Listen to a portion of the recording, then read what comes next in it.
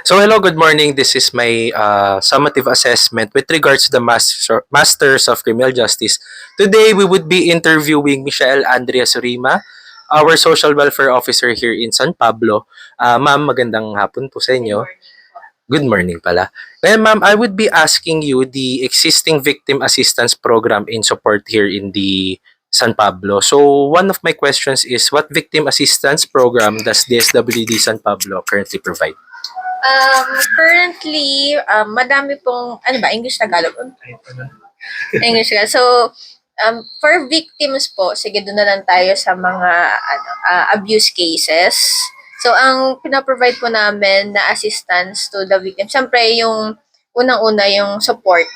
Pagka-receive ng cases, for example, sa inyo unang nare-report yung cases, then kami, yung support namin agad dun sa victim. Then after nung pagdating sa inyo ng case, habang ongoing yung case na support, tsaka yung after ng case ng rehabilitation nila, aftercare, andun pa rin, yun pa din. So, emotional support, financial support, ayun yung sa mga services ng DSWD. Okay. So, through what ano po yun? Through what support po ba nabibigay natin? Like, anong mga programs ang nabibigay ng DSWD? Especially sa mga clients dito sa PNP sa Pablo. Bukod dun sa assistance habang ongoing yung cases, may financial assistance din. Then, who are the usual victims and clients ninyo? Bukod sa amin sa PNP, kasi of course, alam naman natin may mga WASI-PD cases and mga minor cases kami. Who are the usual victims na na-handle ng mga social workers natin? Victims, yun large population talaga ng victims pag sa cases namin is mainly talaga yung mga cases na galing sa inyo. Pero bukod doon, victims, kasi yung word na victim may nangyari na masama, ano pa ba, sino pa ba? Pero mainly talaga galing sa inyo na cases. Pero victims din, mga CICL, kasi hindi namin sila ma-regard na mga deviant persons. Like, ano pa rin sila? Victim pa rin sila ng ating environment. So, bukod dun sa mga usual na nasasabi natin na victim na abuse, mga nabugbog, mga ganun na cases na mainly reported naman talaga sa inyo. So, yun nga ma'am. Usually, ang spotlight kasi when it comes sa cases namin, usually the suspect.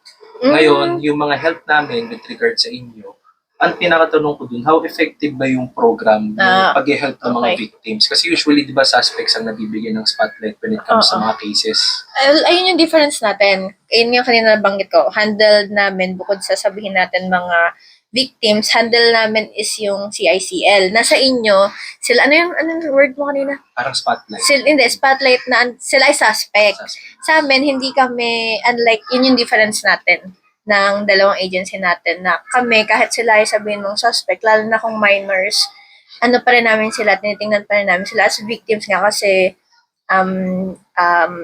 yung hindi naman nila pinili, may mga factors na affecting bakit naging ganun yung naging choices nila in life, bakit ganun yung nangyari.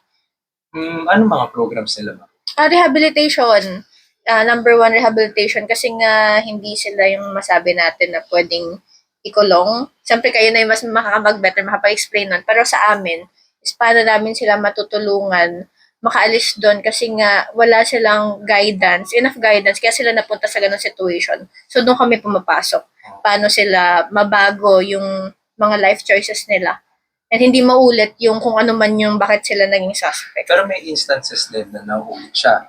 Na, for example, through their program, gumawa ng program ng DSWD, then after nun, nagkaroon ng instance na yung rehabilitation was not effective. Ano yung second na rehabilitation na binibigay natin sa kanila? Kung sakaling hindi naging effective, sabihin natin na first offender, nahuli, then binigay namin sa DSWD, nagkaroon ng rehabilitation, and then after nila lumabas ng DSWD, ganun ulit, nahuli. Anong other rehabilitation na bibigay natin sa kanila? Nagkaroon na ba ng ganun na kunyari for the third time, di nila inulit?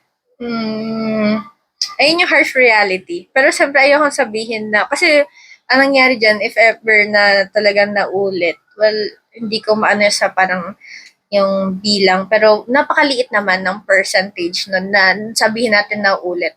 Pero if ever man, siyempre meron, ayun yung harsh reality nga, na talagang meron na nauulit talaga. Since madaming factors na kakulangan, pero tinatry pa rin natin punuan kahit na ganun. Na talagang nangyayari na i-release sila, kaso babalik na naman sila sa ganong klaseng na mundo. Talagang nauulit siya. And last question, ma'am, do the victims, especially sa mga cases nga ng mga rape cases, do they feel safer after mag-conduct ng DSWD? Yes. Ang victims, meron sa kanila na, madami din sa kanila na walang enough family support. Or minsan walang magulang, walang parent. So, dun, ayun yung parang responsibility namin. Ayun yung tinatayuan namin na lugar sa mga victim. Ayun yung isa sa emotional support na ginagampanan namin is ma-feel nila na meron silang support, ma-feel nila na safer sila. Lalo na syempre, yung process na pag magsusumbong ka, yung process na maghahabla ka, hindi madali. So, sila na, kumbaga, victim na nga sila eh. Then, ang dami pang process na kailangan pagdaanan. So, naandun kami para sumuporta sa kanila, gumabay sa kanila para at least mas makakatulong sa kanila. So, yes. So in a nutshell nga, mas malaki talaga ang nabibigay na tulong with regards sa mga victims natin. So Yes. in conclusion, ma'am, naniniwala ba kayo na dapat bigyan natin more spotlight yung mga victims natin sa mga pangyayaring insidente? Kasi nga, yun yung sabi ko kanina, earlier said na mapapansin natin sa justice system natin, yung mga suspects ang pinaka-main focus. So especially dun sa mga rape cases, sa tingin nyo ba na yung mga victims natin, should they be given more of the spotlight, especially sa mga cases ng criminal justice system natin? For me, yes, kasi lalo na ako, ang handle ko talaga is victim eh. Mga victim survivor. Kasi ayun nga from the word itself, victim survivor, sila na yung victim. Sila yung nakasurvive ng pangyayari. Pero parang yun nga, mas nabibigyan pa ng spotlight yung suspect, lalo na sa legal processes natin na napaka-haba, dadaan ka sa butas ng karayom. More, talagang andun talaga yung focus dun sa suspect eh. Dun sa victim, parang yung oo, nangyari yung ganito, ganyan, pero hindi din talaga minsan yung support. Kulang meron, pero mahabang proseso na hindi din talaga masyadong, imbis na sila nga dapat kasi sila yung biktima. Okay, sige ma'am. Again, Ma'am Michelle Andres Rima, thank you very much po sa ating interview. And again, this is my summative assessment final exam. Thank you po.